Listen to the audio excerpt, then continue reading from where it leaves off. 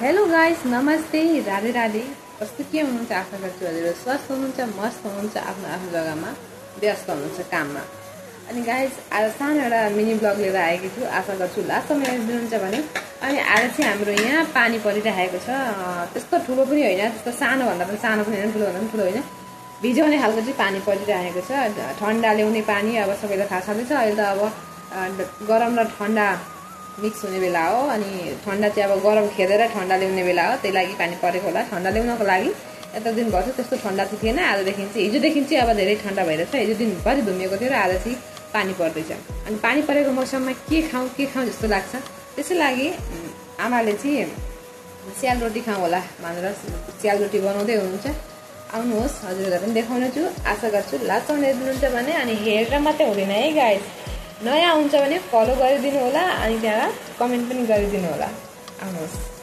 हेर्नु न, यता सिम पानी परेर केही काम भनेको गर्न दिँदैन, बाहिर पनि निस्केर हिँड्न दिँदैन। यहाँ हेर्नुहोस् त, यस्तो खालको पानी परिरहेछ। यता चाहिँ यतापट्टि चाहिँ आमाले रोटी हाल्दै हुनुहुन्थ्यो, अनि बाहिर पकाउँदैछौँ, पानी पनि पर्दैछ, माथिबाट पानी छिटाले हाल्दैछ भनेर पडाक गर्दैछ भनेर भन्दै थियो। अनि त्यही पनि म बस्छु भनेर मैले बसेर यहाँ रोटी चाहिँ म हाल्दैछु।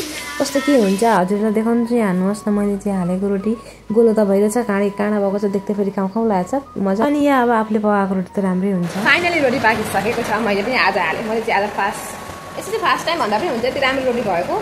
नभए चाहिँ हालिरहेको थिएँ, कहिले डल्ले हुन्थ्यो, आलु जस्तो हुन्थ्यो, कहिले के हुन्थ्यो, बनिँदै थिएन, कहिले हात पोल्थ्यो। आज चाहिँ हात पनि पोलेन भन्नु हुँदैन होला, हात पनि पोलेन र रोटी पनि राम्रो भयो। यहाँ साना खालका भए, त्यो पनि राम्रो खालका भएन भन्नु जस्तो काँडा निस्केर। यहाँ जस्तो रोटी हजुर भएर देख्नु भएन होला, बेक गरेर देखाउँदैछु।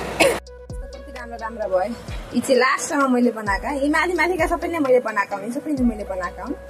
यो चाहिँ यसो चाहिँ कसलाई मनपर्छ भन्नुहोस् त। लास्टमा बनाएको यो रहल पहल पुसपास पारेर बनाएको यो कसलाई चाहिँ साह्रै मनपर्छ अरे। मलाई चाहिँ पातला भयो भने, यस्तो पातला भयो भने मात्रै मनपर्छ, धेरै बाक्लो भयो भने चाहिँ मन पर्दैन। कस्तो के लाग्यो मेरो भिडियो कमेन्ट चाहिँ गरिदिनु होला है। लास्टसम्म हेर्नुभएको छ भने कमेन्ट चाहिँ गरेरै जानु होला। हस् त, बाई बाई।